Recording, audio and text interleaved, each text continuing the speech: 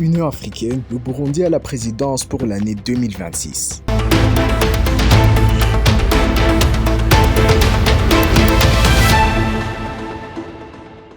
Le 14 février 2026 marque une étape majeure dans l'histoire diplomatique de la République du Burundi. À cette date, son Excellence Evariste Ndayishimiye a accédé à la présidence de l'Union africaine pour l'exercice 2026, succédant à son Excellence João Lourenço, président de la République d'Angola. Il s'agit d'une première historique pour le Burundi, qui se voit ainsi confier la responsabilité de conduire les travaux de la plus haute instance politique continentale. Cette désignation témoigne de la confiance renouvelée des États membres et de la reconnaissance du rôle croissant du Burundi dans la consolidation du dialogue et de la coopération en Afrique. Dans son allocution d'investiture, le président Evariste Ndayishimiye a mis en avant la nécessité de renforcer l'unité et la solidarité entre les nations africaines afin de relever collectivement les défis du continent. Il a souligné que la paix, la stabilité régionale et le développement économique durable constituent les priorités stratégiques pour l'année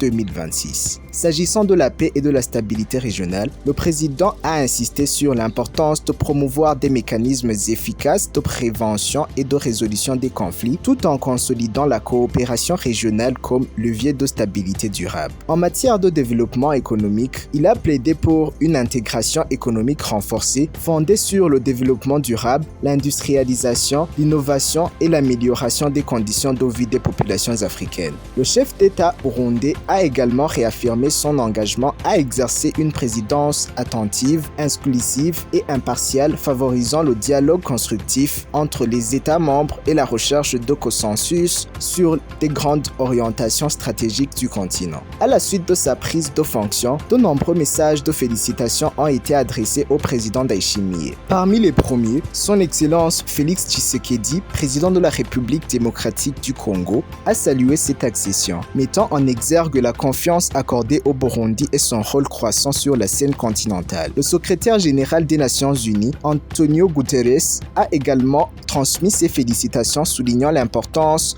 de la coopération entre les Nations Unies et l'Union africaine. Au niveau national, l'Assemblée nationale du Burundi a exprimé son soutien et ses félicitations, saluant les efforts constants du chef de l'État en faveur du renforcement des institutions et de la stabilité. L'ombudsman de la République du Burundi, Madame Aimée Laurentine Kanyana, s'est également associée à cet élan de reconnaissance au nom de l'institution qu'elle dirige. Le 14 février 2026 restera ainsi inscrit dans les annales de l'histoire du Burundi comme le symbole d'une diplomatie active, responsable et résolument tournée vers l'intégration et la coopération africaine. C'était Eben Trésor.